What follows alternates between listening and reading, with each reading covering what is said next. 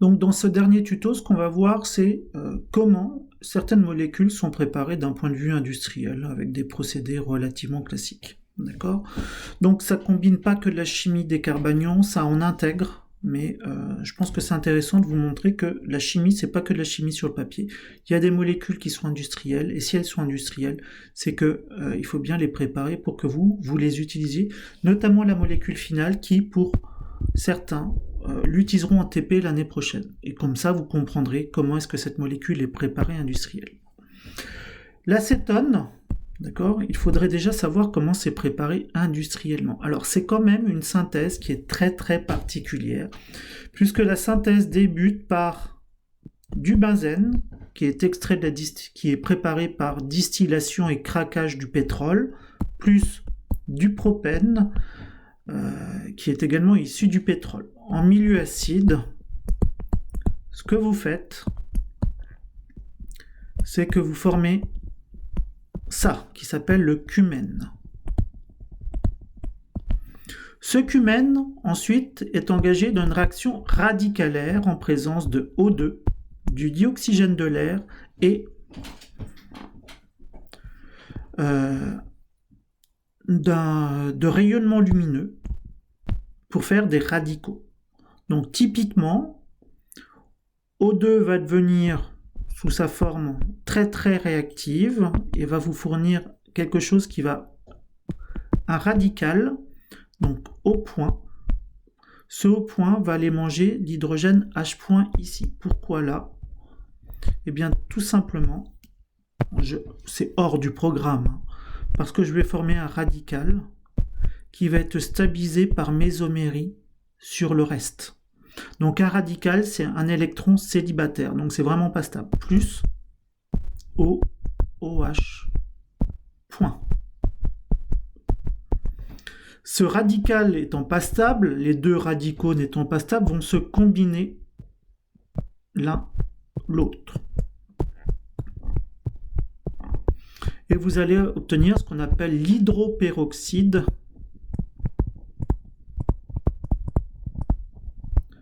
de cumyle.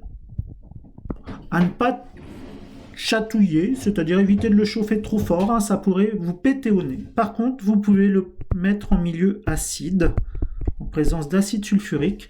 Vous allez protoner ici et faire le départ d'une molécule d'eau. Donc vous allez former par moins H2O, vous allez former cette espèce-là, qui, comme vous l'aurez compris, n'est pas très stable. Ce qui va arriver, c'est que vous allez faire ça, faire donc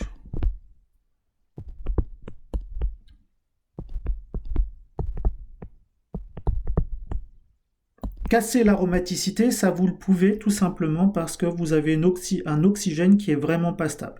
Donc tout ça, c'est quand même de la chimie à manipuler avec précaution, quand même très très dangereux. Ensuite, donc tout ça je vous le raconte juste pour votre culture, si vous le comprenez très bien, sinon je vous rassure, hein, c'est pas dramatique. Cette espèce-là, pas stable du tout, va vouloir regagner l'aromaticité. Vous ne pouvez pas prendre un proton ici, le rabattre, parce que en fait, vous ne pouvez pas reformer l'aromaticité comme ça. Pour reformer l'aromaticité, il faut prendre et créer la double liaison ici. Donc, ce qu'on va faire, c'est que vous allez reprendre les électrons ici pour reformer l'aromaticité. Donc, on a cassé transitoirement l'aromaticité.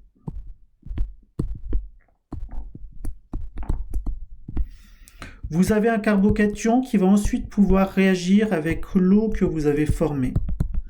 D'accord ? De manière à vous donner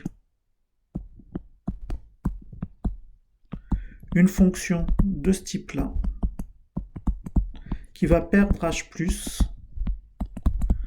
Et ceci, ça me permet de rebondir sur ce que vous avez vu au premier semestre, c'est la fonction hémiacétale. Hémiacétale qui peut, d'accord, vous redonnez H+, plus OH. plus votre acétone. Au moins ici, excusez-moi. Donc du phénate qui évidemment va réagir avec H+. Conclusion, tout ceci, c'est la voie de synthèse à partir du benzène plus du l'isopropène, du propène, du phénol et de l'acétone. Donc en gros, le phénol et l'acétone sont préparés à partir du benzène. D'accord ? En 1 à 2 étapes industrielles. Maintenant, je reprends l'acétone. Et donc j'explique ce qu'on a vu ici. L'acétone en présence de TBIOK va être déprotoné et pouvoir réagir sur lui-même. C'est une réaction de cétolysation. Donc, je reprends. Le premier équivalent va être déprotoné. Le deuxième est formé un nucléophile. Le deuxième équivalent sert d'électrophile. Et ce que vous formez, c'est donc votre alcoolate. Ensuite, vous le protonez. En milieu acide, vous le reprotonez, vous formez un groupement partant et vous faites partir une molécule d'eau. Vous formez ce carbocation-là qui est relativement stable.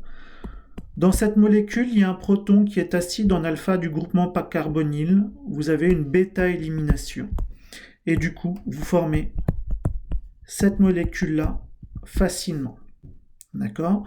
Donc typiquement, à partir de l'acétone, vous pouvez, en fonction des conditions opératoires, vous arrêter à ce composé-là. Donc c'est un dimère de l'acétone, que vous pouvez ensuite déshydrater pour obtenir ce composé-là.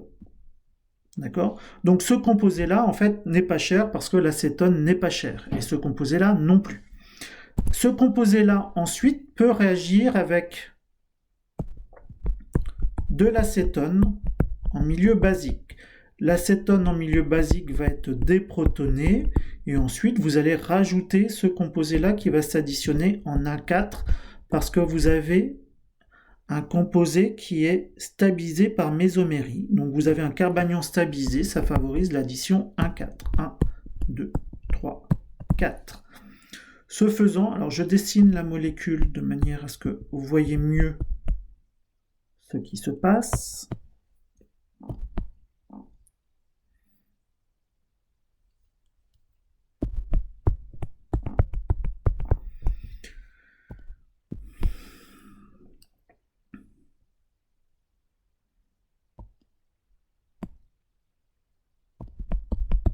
Donc la liaison que j'ai créée, je vais la remettre de manière à ce qu'elle soit un peu plus marquée, c'est celle-ci. Quand je dis c'est celle-ci, oui c'est celle-ci. D'accord ? Donc là, si vous voulez cycliser, qu'est-ce qu'il faut faire ? Il faut imaginer, ceci se rabat, et vous faites ça et vous formeriez un cycle à 4 qui n'est pas facile. Donc là, en fait, vous allez jouer dans des conditions d'équilibre chimique, c'est-à-dire vous allez reprotoner. D'accord ? Donc vous rajoutez H+, et puis vous allez redéprotoner derrière. Donc typiquement entre ça et ça, vous avez une prototropie que je vais détailler. Donc ce sont des synthèses de molécules relativement simples, mais dont les mécanismes sont relativement longs. Vous ferez quelque chose du même genre l'année prochaine, en partant donc de cette molécule-ci, d'accord ? On vous fera réagir ceci, donc je vous donnerai la réaction après, avec... je vous donnerai la réaction après. Donc vous reprotonez, donc vous fermez l'énol qui se tautomérise, donc je vais y aller pas à pas, je vais éviter d'aller pour une fois vraiment trop vite. Formez l'énol qui se tautomérise en cétone. Donc, votre molécule devient symétrique. Ensuite, vous redéprotonez. Donc, qu'est-ce que vous allez utiliser pour faire ça ? Pour faire la source de protons, vous allez utiliser un solvant qui va être par exemple l'éthanol. L'éthanol va fournir le proton, d'accord ? Va vous donner l'éthylate de sodium, qui va ensuite servir de base pour refournir le proton. pour déprotoner ensuite. Vous pouvez déprotoner à plein d'endroits, là, là, mais vous remarquerez que la molécule est symétrique. Donc, si je déprotonne là, je vais taper ici. Si je déprotonne là, je tape là ensuite. Je forme toujours un cycle à 4. Aucun intérêt d'avoir utilisé de l'éthanol comme solvant. Maintenant, si je déprotonne ici, je vais cycliser là. Et ce que je vais faire, c'est un cycle à 6. Donc c'est évidemment ce qui va se produire parce que le cycle à 6 est beaucoup plus facile à former. Donc,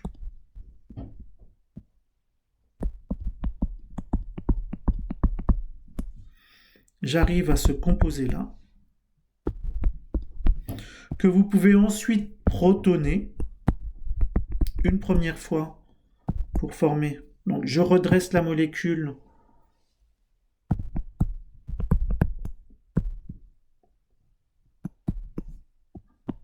pour former ça, que vous pouvez déshydrater de manière à conjuguer la double liaison, d'accord, avec l'acétone. Conclusion, cette molécule-là est un trimère déshydraté, plusieurs fois déshydraté, 2 fois, de l'acétone. D'accord ? Donc ce que vous avez besoin pour faire ça, c'est de l'acétone, je vous ai donné la synthèse, du tertiobutylate de potassium ou une base. Alors dans l'industrie, ils vont utiliser tout simplement de la soude, d'accord ? Parce que leurs conditions opératoires ont été finement optimisées en termes de vitesse d'ajout, le sens de l'ajout, le temps, la température, l'agitation. Franchement, c'était finement optimisé de manière à ce que ça marche avec la soude. Donc comment est-ce qu'on obtient de la soude ? Eh bien, la soude s'obtient à partir du sodium métallique que vous mélangez tout doucement avec de l'eau. Parce que sinon, c'est très très explosif. Vous faites du NaOH plus du dihydrogène. Et ça, c'est un deltage très très exothermique. Donc, en présence de dihydrogène qui peut s'enflammer, c'est très très dangereux à manipuler avec grande précaution. Et il vous faut de l'acide sulfurique. Comment est-ce qu'on prépare de l'acide sulfurique ? Vous récupérez du soufre natif sur le dos des volcans. D'accord ? Je n'oserais même pas vous dire comment est-ce que vous récupériez ça. C'est quand même assez triste. Vous l'oxydez à chaud avec du dioxygène de l'air. Vous allez faire de l'anhydride sulfurique, donc 3,5, d'accord ? Et ceci, vous l'hydrolysez avec de l'eau et vous obtenez de l'acide sulfurique. Donc, conclusion, comme rien n'est cher, surtout le soufre, puisque vous le récupérez sur le dos des volcans, grâce à des petits-enfants ou des petits bonshommes qui vont se tuer limite à la tâche pour récupérer beaucoup plus d'argent que ce qu'ils peuvent gagner en travaillant normalement. C'est ça qui est triste, quand même. Mais pour vous, ça ne vous coûte pas grand-chose, vu le niveau de vie, où est-ce que vous achetez le soufre, évidemment. Vous n'allez pas acheter du soufre sur les montagnes de l'Etna ou du Vésuve, parce que sinon ça vous coûterait trop cher, la main-d'œuvre locale serait beaucoup trop chère. Encore moins en Islande, parce que ça coûte encore plus cher la main-d'œuvre en Islande. Donc, vous obtenez très facilement de l'acide sulfurique, et en fait, tous les produits chimiques sont pas chers.